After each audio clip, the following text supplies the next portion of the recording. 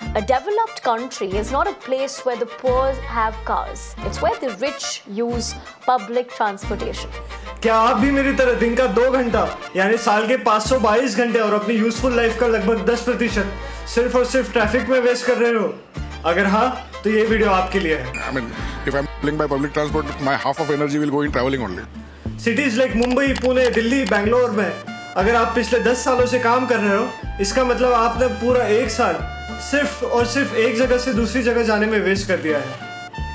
आज के इस वीडियो में हम देखेंगे कि आखिर ये ट्रैफिक की समस्या है क्यों और कैसे हम थोड़ा स्मार्टली सोच के अपना टाइम ऑप्टिमाइज कर सकते हैं। We are present here at an important commercial hub, Bandra Kurla Complex. Near this complex is the Bandra station, around 2 km stretch. It takes more than an hour to travel from here to Bandra. मैं काम करता हूँ मुंबई के एक financial hub में जिसका नाम है BKC, जहाँ सारे बैंक्स के हेडक्वार्टर सिचुएटेड है और मैं वहाँ से 6 किलोमीटर दूर तिलक नगर में रहता हूँ। ये 6 से 7 किलोमीटर दूर आने तक मुझे लग जाता है 45 मिनट। लाखों रुपए टैक्स में देने के बाद हमारे जैसे आम जनता ना कि पब्लिक ट्रांसपोर्ट से BKC पहुँच पाता है और ना ही प्राइवेट व्हीकल से। इसी ट्रैफिक से तंग होकर फाइनली मैंने सोचा कि यार ये आखिर ट्रैफिक का प्रॉब्लम है क्यों। टॉमटॉम जो एक एम्स्टर्डम बेस्ड कंपनी है, वो हर साल एक ट्रैफिक इंडेक्स निकालती है जहां मुंबई, पुणे, बैंगलोर, दिल्ली, कोलकाता जैसे शहरों के नाम हर साल आते हैं। बाकी इंटरनेशनल मेगा सिटीज जैसे लंदन, न्यूयॉर्क, यहाँ पे रोड ये पूरी सिटीज का लगभग 24% होता है, बट हमारी सिटीज जैसे मुंबई में रोड पूरी सिटीज का सिर्फ और सिर्फ 10% है। दूसरा, इंडिया में एंक्रोचमेंट एक वाइड स्प्रेड और एक वाइडली एक्सेप्टेड प्रॉब्लम है। हमें एंक्रोचमेंट वैसे तो नुकसानदेह नहीं लगता, बट ऑलमोस्ट सिटी का 5% इकोनॉमिक आउटपुट सिर्फ और सिर्फ एंक्रोचमेंट की वजह से कम हो जाता है। और एंक्रोचमेंट में एक बड़ा हिस्सा रोड साइड पार्किंग का है। बड़े बड़े बिल्डर्स को गवर्नमेंट ओके तो दे देता है, बट ये बिल्डर्स कभी कोई पार्किंग स्पेस नहीं बनाते, जिससे ये सारी गाड़ियाँ रोड पे आ जाती हैं। गवर्नमेंट आखिर इन सारे प्रपोजल को ग्रीन लाइट देती ही क्यों है? क्या गवर्नमेंट कोई फिजिबिलिटी टेस्ट करती है?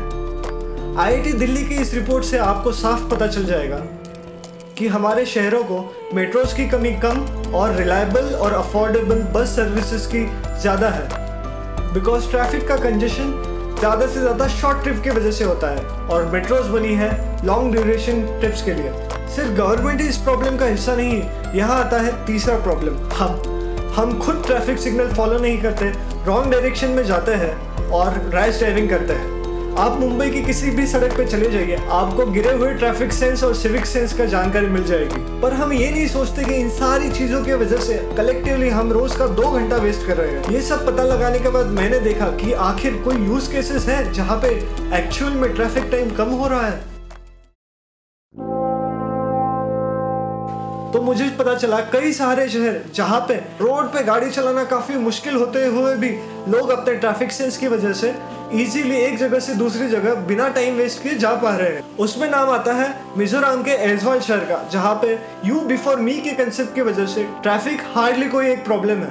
इंफ्रास्ट्रक्चर और पब्लिक ट्रांसपोर्ट को ऐसी तरह से डेवलप करने की जरूरत है जिस तरह से रोड में कार वाली पब्लिक इन पब्लिक ट्रांसपोर्ट का यूज करे। पुणे की इन IT कंपनीज की तरह प्राइवेट कंपनीज ने भी अपने एम्प्लॉयज को लास्ट माइल कनेक्टिविटी देनी चाहिए, जिससे एक्चुअल में पब्लिक रोड से बस पे शिफ्ट होगी। हमारे पब्लिक ट्रांसपोर्ट और पब्लिक इंफ्रास्ट्रक्चर को साइकिल फ्रेंडली और वॉक फ्रेंडली भी बनाने की जरूरत है। और आखिरी में हम सब ने अच्छे सिविक सेंस और ट्रैफिक सेंस का पालन करते हुए ड्राइविंग करने की जरूरत है। अब देखते हैं हम इंडिविजुअली कैसे इस ट्रैफिक की प्रॉब्लम को मिनिमाइज कर सकते हैं और हाई अचीवर्स की तरह अपना टाइम फुल्ली यूटिलाइज कर सकते हैं। तो मैं आपको एक 4 स्टेप सॉल्यूशन बताने जा रहा हूं जो मैंने काफी सारे हाई अचीवर्स को यूज करते हुए देखा है, और ये किसी के सफलता और असफलता के बीच का डिफरेंस हो सकता है। स्टेप 1, इकोनॉमिकली आप अपने ऑफिस के जितने पास हो सकते हैं रहिए। अगर आप 2 BHK में रह रहे हैं तो प्लीज 1 BHK में शिफ्ट हो जाइए, पर इकोनॉमिकली अपने ऑफिस के पास रहिए। अगर आप रोज का 30 मिनट भी बचा रहे हो तो आप इस टाइम और एनर्जी से एक्सरसाइज कर सकते हो, कुछ सीख सकते हो या अपना साइड हसल शुरू कर सकते हो जो आपको बाकी लोगों से आगे लेके जाएगा। Step 2, choose best transport mode जहां आप अपना कुछ काम कर पाओ। मेरे कई दोस्त जानबूझ के AC बस से आते हैं सो दैट वो ऑन द गो बस पे अपनी पढ़ाई कर पाए। मेरे एक दोस्त ने CFA लेवल 1 भी क्रैक कर लिया सिर्फ और सिर्फ बस में ट्रैवल करते हुए। आप आपके ऑफिस के कलीग के साथ कारपूल भी कर सकते हो।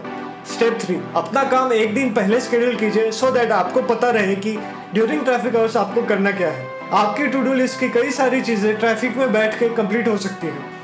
अगर सिर्फ 5 मिनट आप बैठ के प्लानिंग करो तो आपकी कुछ चीज़ें ट्रैफिक के दौरान खत्म हो सकती है। Step 4, make the best use of what ever time you get. One example is mister Amish Tripathi, जो कि एक बहुत वेल नोन ऑथर है और इन्होंने अपनी शिवा ट्रायोलॉजी की पहली 2 किताबें सिर्फ और सिर्फ ट्रैफिक में बैठे बैठे कंप्लीट की है।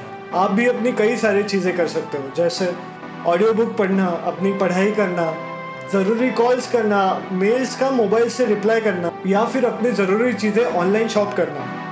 अगर आप अच्छे से प्लान करके अपने टाइम का बेस्ट इस्तेमाल करेंगे तो आप इस टाइम से भी अपना वैल्यू निकाल सकते हो। दोस्तों, ट्रैफिक तुम्हें रोक तो सकता है लेकिन आपका टाइम नहीं चुरा सकता अगर आप अच्छे से प्लान करके उसको यूटिलाइज करें।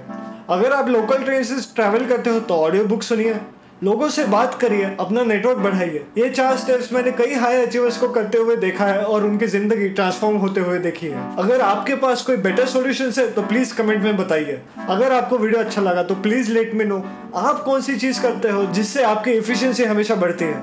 Thank you.